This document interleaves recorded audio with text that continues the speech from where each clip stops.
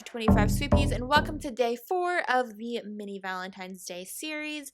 Today I'm using the same little trio that I used yesterday, so we've already gone over the color shades, but we'll go ahead and do that real quick again because they are really pretty, and in case you missed yesterday's video, you won't miss out on the names. So let's do that right now. First up, we have this fun glitter, and it is called She's a Star. This is a really nice coverage, actually. You guys are going to see that in today's video. Then we have a really pretty one called Pucker'n Peach. And then lastly, we have Pink Powerhouse. All three of these have great formulas in my opinion. While we're not actually like swatching them today, there's just like I have swatched them and I think they're all really nice and really good. So first up, we're going to start with using the pink as the base. This one is called Pink Powerhouse. This has an excellent formula, as you guys can tell here. That first coat covers extremely well. Of course, I went ahead and did a second coat just because like that's like my habit now.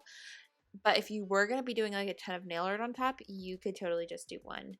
But since we're going to be seeing this color to an extent, I wanted to go ahead and do two to just make sure we were 100% covered. And then we're going to let that dry because the next step, we're actually going to use the glitter. And this one is called She's a Star. And when we put on She's a Star, you guys are going to be a little shocked, I think, because it has so much coverage.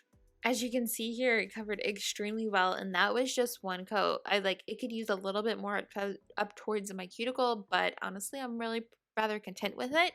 So we're going to let that dry and move on to the next step, which I'm going to be using the same pink that we put as the base, which was called Pink Powerhouse. And I'm going to use a large dotting tool and put 2 dots of that polish right next to each other where they touch just in the middle, and this is going to be the start of a heart.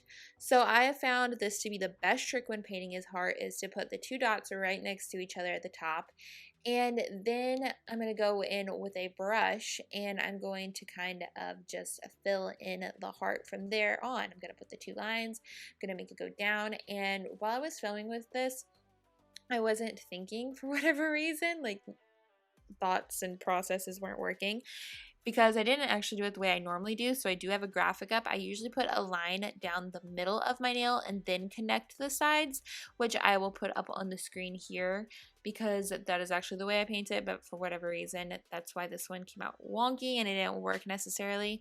But it's a super easy way to do a heart. So here is the final look when I repainted it the way that the graphic shows you here. So hopefully that all makes sense and is helpful. I think it's the best way to make a heart because hearts are tricky no matter what type of medium or platform you're using. Hearts are just a little tricky, but they're so cute. So that is it for day 4. I hope y'all enjoyed that, and I will see you back here soon for another new video, actually tomorrow, which is the final day of this little mini series. So see you there. Bye.